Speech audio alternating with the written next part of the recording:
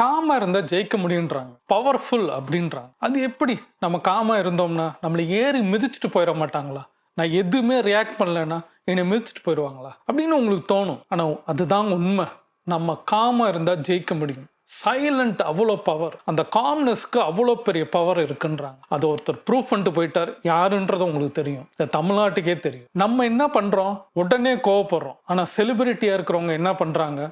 Gamma இருக்கிறாங்க, எதை நோக்கணுமோ போகிறாங்க. அது நீங்கள் சினி ஃபீல்டில் பார்த்தாலும் சரி, அரசியலில் பார்த்தாலும் சரி, இப்போ இருக்கிற சுச்சுவேஷன் நீங்கள் எது பார்த்தாலும் ரொம்ப காமா இருந்து கரெக்டாக டைம் பார்த்து அடிக்கிறாங்க. கழுகு மாதிரி வராங்க. அவங்க இறை எதுன்றது முக்கியம். எல்லா இறைக்கும் போகிறதில்ல. சிறுத்தை எதை தேவையோ அதை மாத்திரம்தான் துரத்தி எடுக்கும். ஆனால் அதுக்கும் டைம் கொடுக்கும். கழுகு எப்போ தேவையோ அந்த உணவை கரெக்டாக எடுக்கும். அதே மாதிரி மனுஷனான நம்ம சைலண்டாக இருப்போம், காமாக இருப்போம். அந்த டைம் நம்மளுக்கு வரும், நம்ம லைஃப் வரும். அந்த செலிபிரிட்டி யோசிக்கிற மாதிரி யோசிங்க. எல்லா நேரமும் அவங்கள நீங்கள் பார்க்க முடியாது. ரொம்ப காமாக சைலண்டாக திடீர்னு ஜெயிச்சு வரவங்க பல பேர் நம்ம பார்த்துக்கிட்டு வரோம். அதுக்கு உதாரணம் எத்தனோ உதாரணம் கிரிக்கெட்லையும் பார்க்கலாம், சினி ஃபீல்ட்லையும் பார்க்கலாம், ஏன் அரசியல்லையும் பார்க்கலாம். அதனால் காமா இருங்க, லைஃப்ல ஜெயிக்க முடியும். ரொம்ப பவர். அந்த பவரை உணர்ந்தவங்க ரொம்ப காமா இருப்பாங்க. இப்ப நான் எதுக்கும் எந்த விஷயத்துக்கும் கோவப்படுறதில்ல. ரொம்ப நிதானமா எல்லா விஷயத்தையும் அடுக்கடுக்கா எடுத்து வைக்கிறேன். கோவப்பட்டு எடுத்து வைக்கிற